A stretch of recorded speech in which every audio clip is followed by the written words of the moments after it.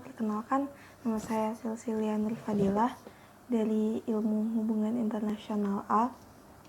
Di video kali ini bisa dibilang untuk video terakhir ini adalah video penutup atau kesimpulan dari video sebelumnya. Nah, kalau di video sebelumnya kan saya ingat kalau saya belum menambahkan satu hal atau secara spesifik membahas takdir itu dalam perspektif sains dan agama. Nah, untuk video kali ini saya akan mencoba membahasnya sedikit. Nah, kalau dalam perspektif agama, terutama agama Islam, di dalam Islam itu ada yang namanya qada dan qadar. Kedua hal ini sama-sama takdir, tetapi sebenarnya ada perbedaannya. Kalau qada itu sesuatu yang memang sudah ditakdirkan, bahkan sebelum kita lahir, yang artinya qada itu memang sudah dituliskan, sedangkan qadar itu jalan atau realisasi dari apa yang sudah ditakdirkan itu, atau bagaimana qadar itu, bagaimana qada itu terlaksana. Selain qada dan qadar, di dalam Islam itu juga diketahui ada beberapa aliran yang bertolak belakang dengan cara mereka memahami konsep takdir ini. Aliran yang pertama itu ada aliran Jabariyah, itu aliran yang menganut konsep predestination, yang artinya semua hal atau semua kejadian yang telah atau akan terjadi di dalam kehidupan manusia itu semua sudah ditakdirkan, sudah dituliskan atau sudah digariskan, yang kita sebagai manusia itu tidak bisa mengubahnya atau kita itu tidak punya kendali terhadap itu.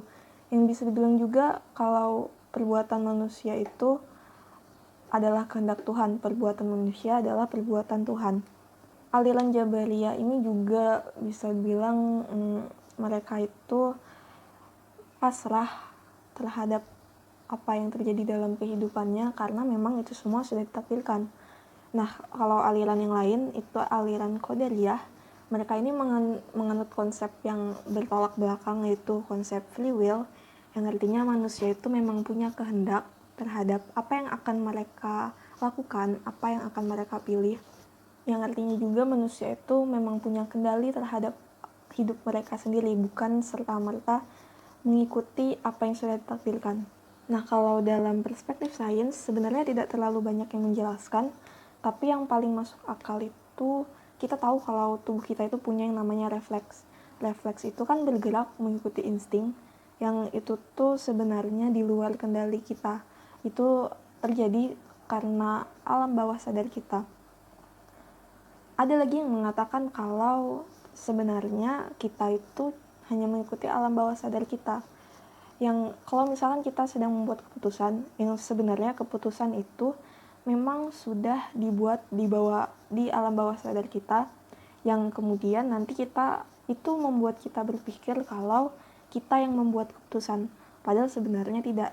Keputusan itu memang sudah dibuat di bawah alam sadar kita. Terlepas dari apakah manusia itu memang memiliki kemampuan untuk menentukan pilihannya seperti konsep Jabariyah dan Qadariyah itu tadi, kita harus mengakui kalau dalam kehidupan ini memang ada beberapa hal yang di luar kendali kita. Dalam stoicisme itu ada yang dinamakan interconnectedness. Kita juga harus mengakui kalau keterkaitan itu memang ada di dunia ini, ada di dalam kehidupan kita. Seperti apa yang kita lakukan sekarang, itu kan kalau kita pikirkan itu memang merupakan bagian dari rantai kejadian sebelumnya. Jadi stoicisme ini mengatakan tidak ada kejadian yang benar-benar terjadi secara acak, karena setiap kejadian itu ada sebab dan alasannya.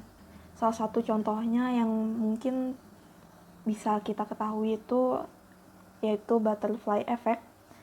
Saya yakin kalian semua pernah dengar itu, yang singkatnya butterfly effect itu mengatakan kalau kepakan sayap di Amerika Serikat itu bisa menyebabkan badai di Cina. Kedengarannya memang berlebihan, tapi sains sendiri mengatakan kalau dalam perubahan non-linear seperti cuaca, perubahan kecil, sangat kecil seperti kepakan sayap kupu-kupu saja dalam waktu dan tempat yang tepat itu akan membawa reaksi berantai yang kemudian akan membawa kejadian besar. Ini sama halnya dengan konsep takdir.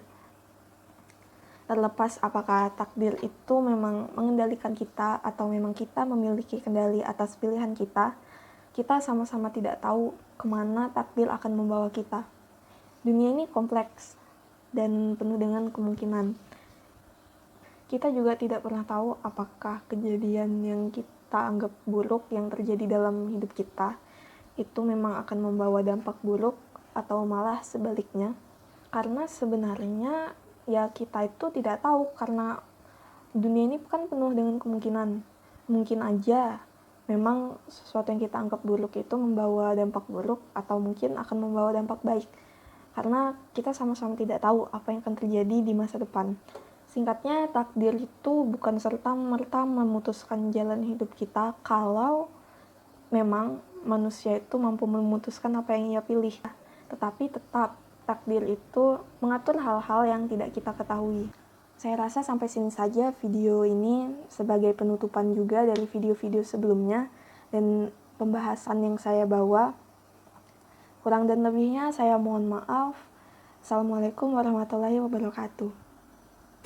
멀리 손짓하는 햇살 속에 푸른 꿈이 나를 비춰 설레게 한 걸 여전히